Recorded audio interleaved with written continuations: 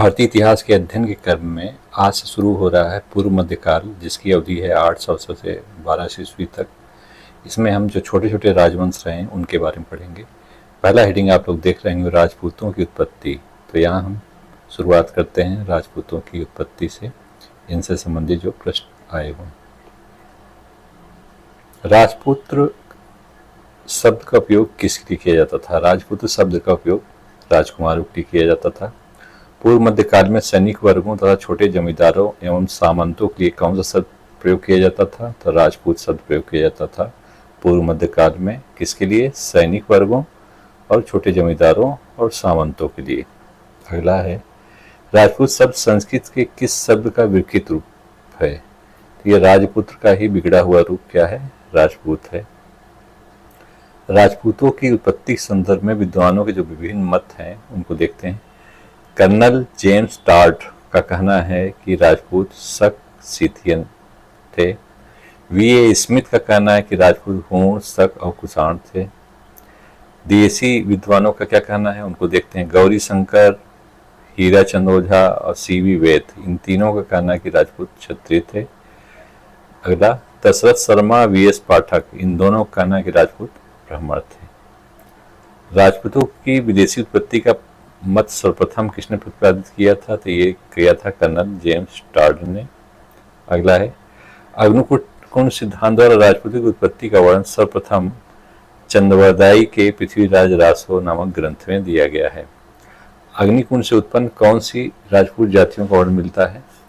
तो अग्निकुंड में 4 राजपूत जातियों की उत्पत्ति का वर्णन मिलता है। कौन कौन? परमार, प्रतिहार, चौहान और चालुक्य। अगला है, राजपूतों को विशुद्ध भारतीय क्षत्रिय मानने वाले विद्वान कौन है? तो गौरी शंकर, हीराचंद ओझा, सी.वी. वैद, ये क्षत्रिय मानते हैं राजपूतों को। वी.ए. स्मिथ राजपूतों को किस विदेशी जाति से उत्पन्न मानते हैं? तो वी.ए. स्मिथ शक, कुषाण और हूण से उत्पन्न मानते हैं राजपूतों को। अगला है, किस भारतीय इतिहासकार ने राजपूतों के विदेशी उत्पत्ति के मत का समर्थन किया है? तो डी.आर. भंडारकर ने राजपूतों की विदेशी उत्पत्ति के सिद्धांत का समर्थन किया है।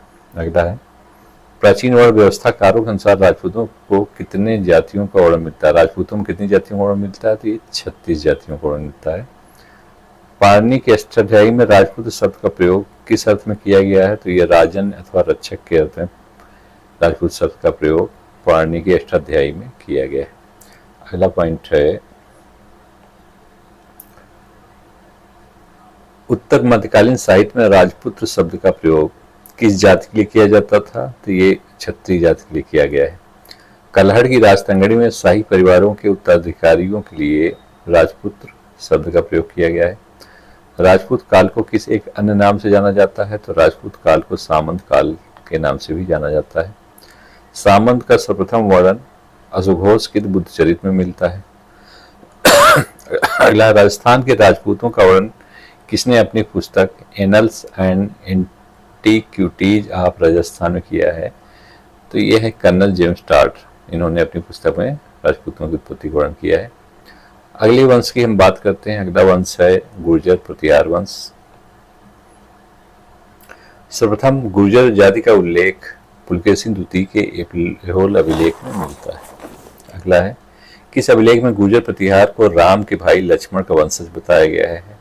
तो मिहिर भोज के ग्वालियर अभिलेख में गुर्जर प्रतिहार को राम के भाई लक्ष्मण का वंशज बताया गया है। गुर्जर प्रतिहार वंश का संस्थापक नागभट्ट प्रथम को माना जाता है। किस गुर्जर प्रतिहार शासक को ग्वालियर प्रशस्ति लेख में मलेच्छों का नाशक बताया गया है? तो मलेच्छों का नाशक बताया गया है ग्वालियर प्रशस्ति लेख में गुर्जर प्रतिहार शासक नागभट्ट प्रथम को। अगला है, प्रतिहार वंश के मूल पुरुष हरिश्चंद्र को किस जाति का बताया जाता है? तो इनको ब्राह्मण बताया जाता था। गुर्जर प्रतिहारों को खजर जाति का वंशज मानने का सिद्धांत सर्वप्रथम कैम्पबेल और जैक्सन नामक विद्वानों ने प्रतिपादित किया था। उज्जैन के प्रतिहार वंश का पहला शासक नागभट्ट प्रथम को माना जाता है। किस गुर्जर प्रतिहार शासक के शासनकाल में कन्नौज का त्रिपक्षीय संघर्ष आरंभ हुआ था? तो ये कन्नौज का त्रिपक्षीय संघर्ष गुर्जर प्रतिहार शासक वत्सराज के समय आरंभ हुआ। कन्नौज के त्रिपक्षीय संघर्ष में किन की शक्तियों ने भाग लिया था? राजवंशों ने भाग लिया था। तो प्रतिहार, पाल और राष्ट्रकूट ने भाग लिया था। नागभट्ट प्रथम, जिनका समय पीरियड है 730 से 56 के पश्चात गुर्जर प्रतिहार वंश का शासक ककुक व देवराज बने थे। वत्सराज के पश्चात गुर्जर प्रतिहार वंश का शासक नागभट्ट द्वितीय बने थे, जिनका पीरियड है 800 से 833 ईस्वी। किस शासक ने कन्नौज को गुर्जर प्रतिहार वंश की राजधानी बनाया? तो नागभट्ट द्वितीय ने कन्नौज को गुर्जर प्रतिहार वंश की राजधानी बनाया। किसने बनाया? नागभट्ट द्वितीय ने। नागभट्ट द्वितीय ने अपनी महानता व पराक्रम को सूचित करने के लिए कौन सी उपाधियां धारण की थी? तो इन्होंने परम भट्टारक, महाराजाधिराज और परमेश्वर की उपाधियां धारण की थी। किसने? नागभट्ट द्वितीय ने। अगला, किस ग्रंथ से ज्ञात होता है कि नागभट्ट द्वितीय ने गंगा नदी में जल समाधि लेकर अपने प्राणों को त्याग दिया था? तो ये जानकारी मिलती चंद्रप्रभ सूरीकृत प्रभावक चरित्र से जानकारी मिलती है। अगला है, नागभट्ट द्वितीय के पश्चात गुर्जर प्रतिहार वंश का उत्तराधिकारी नागभट्ट द्वितीय का पुत्र रामभद्र बनता है, जो 833 से 36 तक शासन करता है। अगला है, मिहिर भोज के माता का नाम अप्पा देवी, पिता का नाम रामभद्र था। गुर्जर प्रतिहार शासक मिहिर भोज ने कौन सी उपाधि धारण की थी? तो इन्होंने आदिवरा की उपाधि धारण की थी।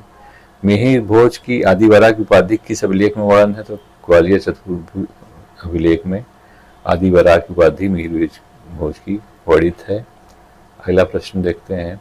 अगला है, मिहिर भोज को किस अभिलेख में प्रभास कहा गया है? तो मिहिर भोज को प्रभास कहा गया है दौलतपुर अभिलेख में।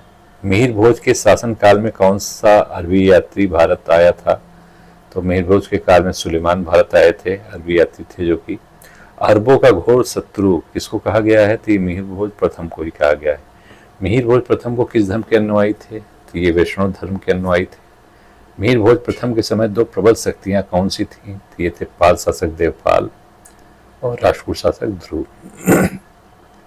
मिहिर भोज प्रथम के पश्चात गुर्जर प्रतिहार वंश का शासक बनता है महेंद्रपाल प्रथम, जिसकी कालावधि 885 से 910 तक। मिहिर भोज प्रथम ने सिक्कों पर किसका चित्र अंकित करवाया था? तो मिहिर भोज के सिक्कों पर वराह तथा सूर्य चक्र का चित्र अंकित है। संस्कृत के प्रसिद्ध कवि नाटककार राजशेखर किस प्रतिहार वंशी शासक के सभा में निवास करते थे? तो राजशेखर महेंद्रपाल प्रथम और महिपाल प्रथम के दरबार में निवास करते थे। अलंकार शास्त्र पर लिखित राजशेखर की प्रसिद्ध ग्रंथ काव्य मीमांसा है। कवि राजशेखर ने किस गुर्जर प्रतिहार शासक को रघुकुल मुकुटमणि, रघुकुल मुक्तामणि तथा आर्यावर्त का महाराज कहा है? तो ऐसा कवि राजशेखर ने कहा है महिपाल प्रथम के विषय में। महिपाल प्रथम 914 से 943 के शासन काल में किस मुस्लिम यात्री ने भारत की यात्रा की थी? तो महिपाल प्रथम के शासन काल में अलमसुद्दीन ने भारत की यात्रा की थी 915 में। कवि राजशेखर ने गुर्जर प्रतिहार शासक महेंद्रपाल को किन किन उपाधियों से विभूषित किया है? तो कवि राजशेखर ने महेंद्रपाल को सकल कला निलय, निर्भय राज और निर्भय नरेंद्र, रघुकुल तिलक और रघुकुल चूड़ामणि के नाम से संबोधित किया है। कन्नल लेखन ने किस गुर्जर प्रतिहार शासक को गुर्जर राज की उपाधि संबोधित किया है? तो ये महिपाल को उन्होंने संबोधित किया है। अगर 9वीं शताब्दी में उत्तर भारत को राजनीतिक एकता के सूत्र में किस राजवंश ने बांधा था? तो 9वीं शताब्दी में एकता के सूत्र में उत्तर भारत को गुर्जर प्रतिहार राजवंश ने बांधा। त्रिशक्तियों राष्ट्रकूट, पाल एवं प्रतिहार के आपसी द्वंद्व का केंद्रीय शहर कन्नौज था।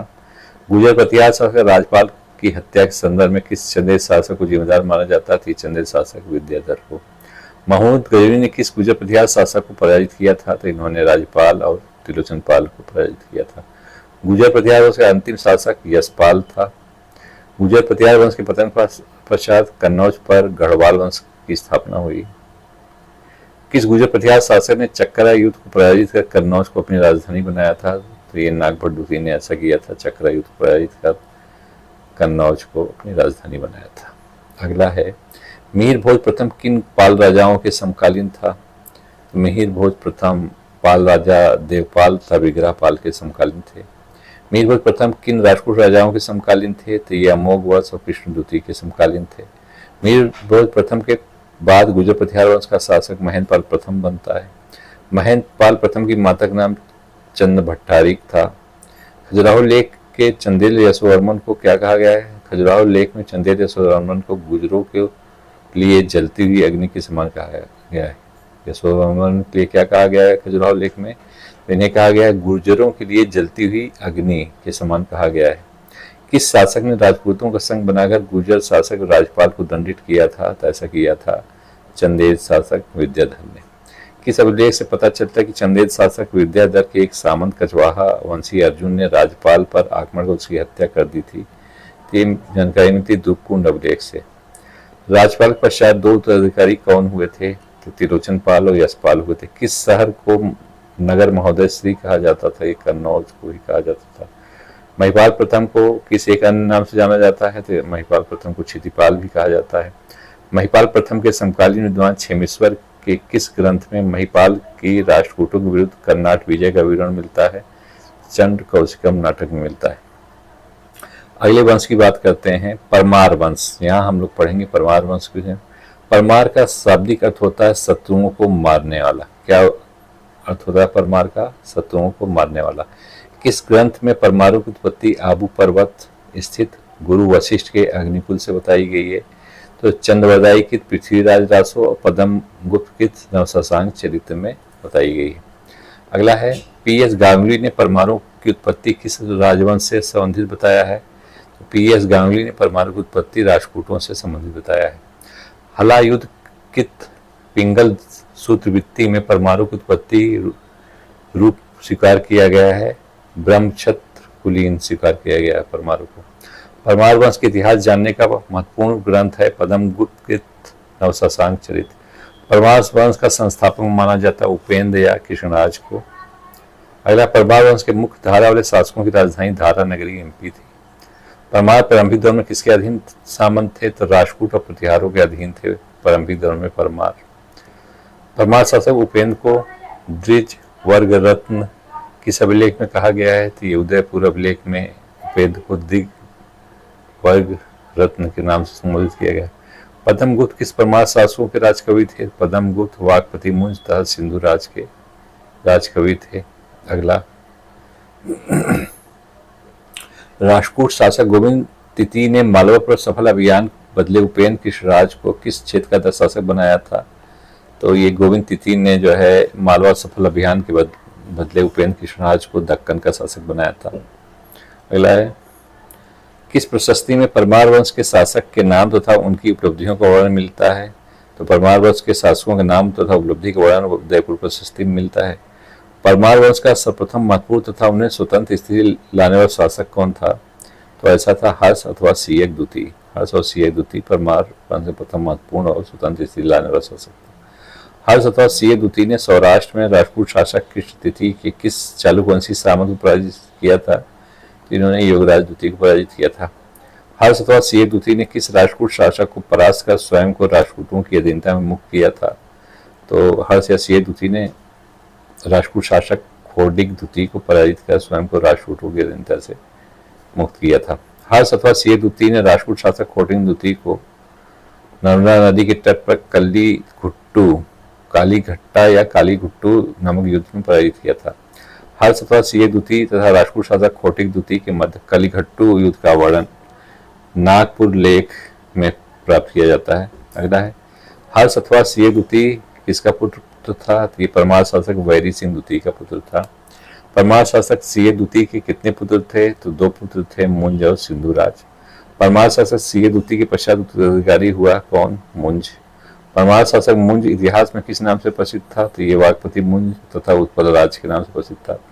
उदयपुर लेख के अनुसार मुंज ने किस शासक को परास्त कर उसकी राजधानी त्रिपुरी को लूटा था? तो मुंज ने कलचुरी शासक युवराज द्वितीय को पराजित कर उसकी राजधानी को लूटा था। अगला है, हस्ती कुंडी लेख 997 ईस्वी के अनुसार मुंज ने मेवाड़ के किस शासक को परास्त कर उसकी राजधानी अघाट जो कि उदयपुर में स्थिति को लूटा था? तो गोहिल वंशी शासक शक्ति कुमार को पराजित किया था इन्होंने। किसे? गोहिल वंशी शासक शक्ति कुमार को। अगला है, मुंज ने कौन सा ग्राम ब्राह्मणों को दान दिया था? तो वाड़िका नामक ग्राम। क्या नाम था?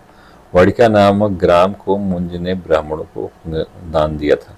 मुंज का सर्वप्रसिद्ध संघर्ष किसके साथ हुआ था? तो ये कल्याणी के चालुक्य शासक तल्य द्वितीय से मुंज का लड़ाई हुई।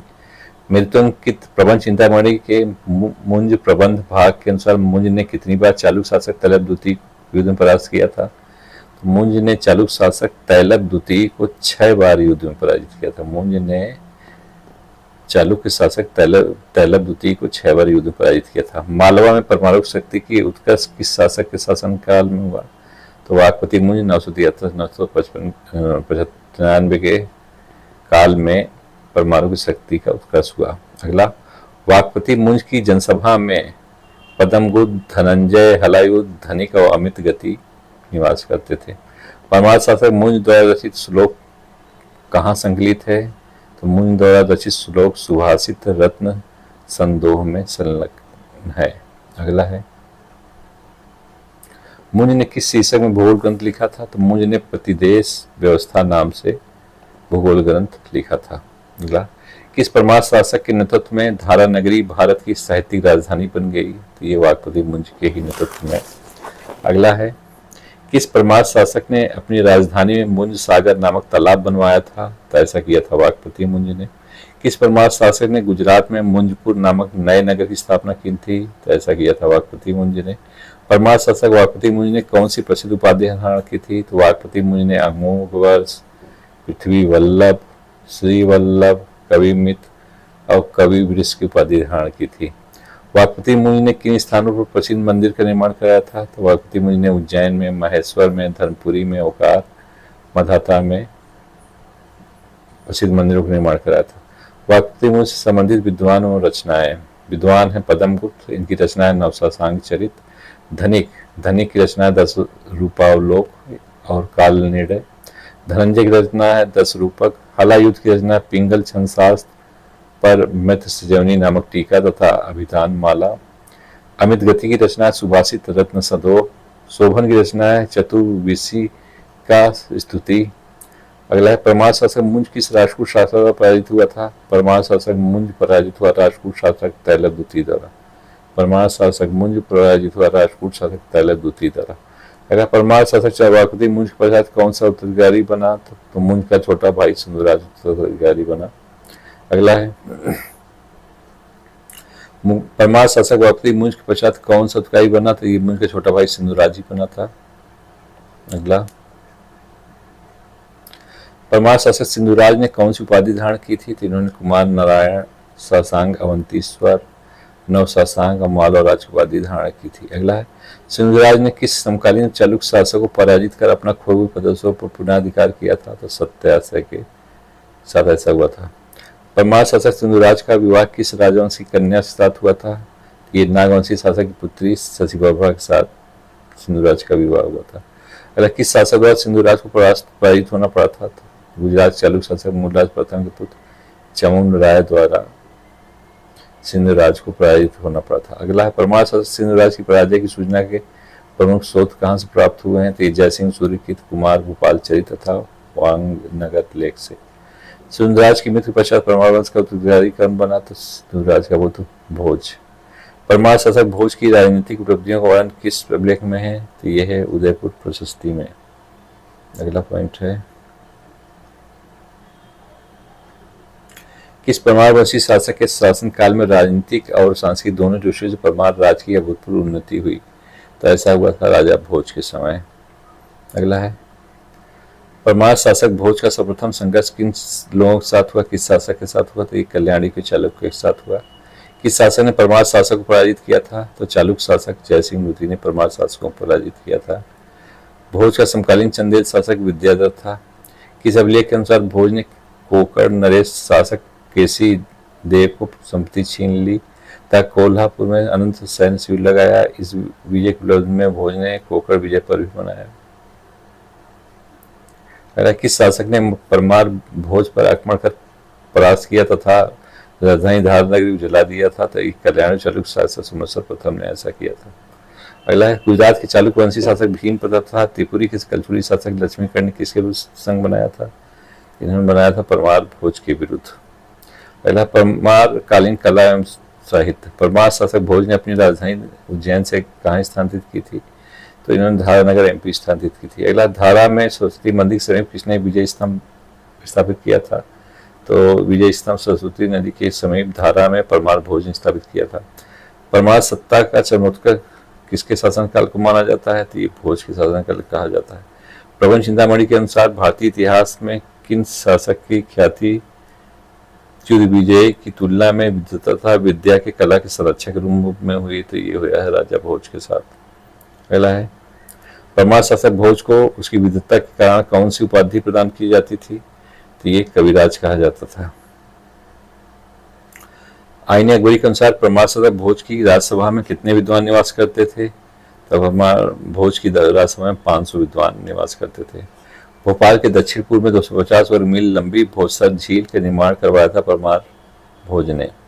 परमार शासक भोज ने अपनी विजयों के उपलक्ष्य में मालव चक्रवर्ती की उपाधि धारण की थी। मालव चक्रवर्ती। पहला, किस शासक ने धारा में सरस्वती कंठाभरण तथा भोजशाला नामक संस्कृत विद्यालय बनवाए थे? तो ऐसा किया था परमार शासक भोज ने। किस परमार शासक ने उदयपुर में नीलकंठेश्वर मंदिर का निर्माण कराया था? तो ये कराया था परमार शासक भोज ने। भोज के सरस्वती कंठाभरण काव्य किस देवी की स्तुति है? तो ये है वाग्देवी की स्तुति।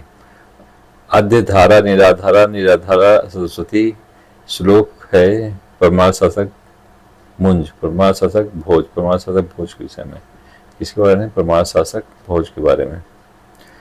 परमार भोज द्वारा सृजित ग्रंथ काव्य में परमार भोज ने क्या क्या रचना की है? आइए इसको देखते हैं। तो काव्य में लिखा है परमार भोज ने कूर्म शतक, सिंगार मंजरी, चंपू रामायण, महाकाली विजय, कोदंड काव्य, विद्या विनोद, अवनी कुमार, प्राकृत शोध, व्यवहार मंजरी, सिंगार प्रकाश। ये काव्य ग्रंथ है परमार भोज के। अगला है धर्मशास्त्र के कौन से ग्रंथ लिखे हैं भोज ने? तो इसमें दंड नीति लिखा है, चारुचर्या लिखा है, पूर्व मातंड व्यवहार समुच्चय लिखा है।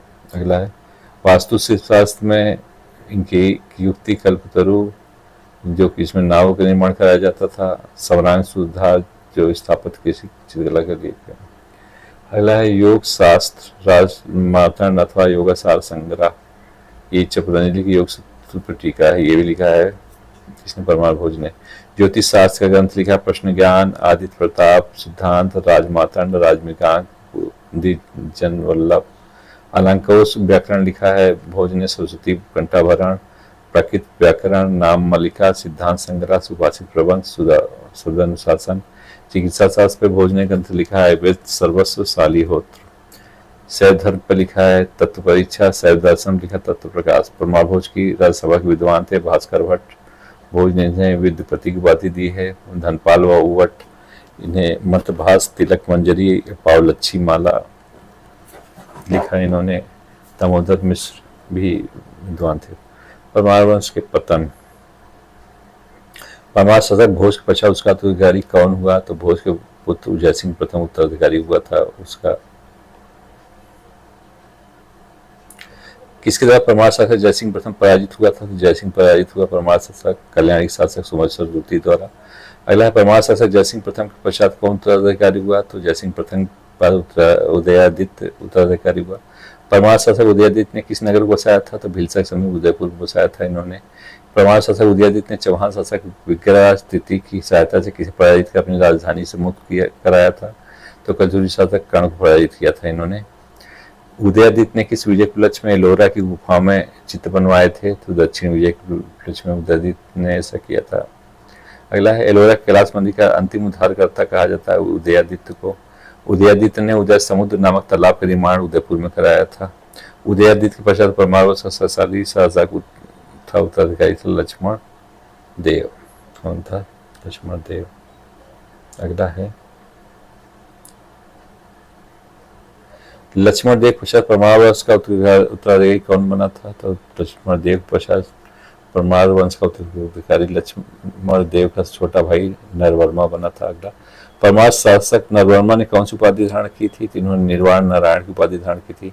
अगला किस चौहान शासक ने परमार शासक नरवर्मा को पराजित किया था?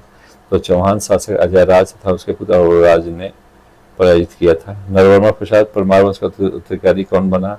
तो नरवर्मा के बाद जो उसका पुत्र यशवर्मा उत्तराधिकारी बना जिसकी अवधि थी 1133-42। परमार वंश का अंतिम शासक जयवर्मन था 1143। परमार शासक यशोवर्मा को किस शासक ने कैद किया था? तो यशोवर्मा को कैद किया था चालुक्य शासक जयसिंह सिद्धराज था चौहान शासक आशा राज ने। अगला है परमार शासक जयवर्मन को उत्तराधिकारी विंध्यवर्मन था। किस शासक ने परमार शासक को बंदी बनाने के बाद मालवा पर अधिकार के बाद अवंतीनाथ की उपाधि धारण की थी? ये किया था चालुक्य शासक जयसिंह सिद्धराज ने। परमार शासक देवपाल ने किस नगर को निर्माण कराया था? तो इन्होंने देवपालपुर नगर का निर्माण किया था। अगला परमार शासक भोज द्वारा निर्मित अभंग मुद्रा में वांग देवी प्रतिमा वर्तमान में किस संग्रहालय में है? तो ये ब्रिटिश संग्रहालय में है। दिल्ली सल्तनत के किस सुल्तान ने मालवा को जीतकर दिल्ली सल्तनत में शामिल किया था? तो ये अलाउद्दीन खिलजी ने किया था। अलाउद्दीन खिलजी ने कब मालवा को विजित किया था और दिल्ली सल्तनत में मिलाया था? तो 1305 में ऐसा अलाउद्दीन खिलजी ने किया था। यहाँ परमारकालीन प्रसिद्ध मंदिर दिया है, उसको देखते हैं। परमारकालीन प्रसिद्ध मंदिर नीलकंठेश्वर मंदिर उदयपुर मध्य प्रदेश में है। सिद्धेश्वर मंदिर निर्मल में है। महाकालेश्वर मंदिर उज्जैन मध्य प्रदेश में है। चौबारा डेरा मंदिर चौबारा डेरा में है। बजवाड़ा का जैन मंदिर बजवाड़ा में है। पार्वती मंदिर धारा में है। आदिनाथ की जैन प्रतिमा भोजपुर में है। 10 भुजाधारी शिव प्रतिमा है नामगढ़ में। अगला मनसोल्लास अथवा अभिलाषातार्थ चिंतामणि नामक संग्रह जिसमें संगीत और नृत्य पर एक मूल्यवान अनुच्छेद है, ये तैयार किया था वत्स भट्ट ने। मंसूर अभिलेख का लेखक था वत्स भट्ट। किस परमार शासक ने काल्पनिक वैज्ञानिक दृष्टिकोण उपकरणों पर प्रबंध लिखा था? तो ये भोज ने किया था। धवन्यालोक है साहित्य शास्त्र। धवन्यालोक क्या था? तो धवन्यालोक था, किसे कहते थे? ये कहते थे साहित्य शास्त्र को धवन्यालोक।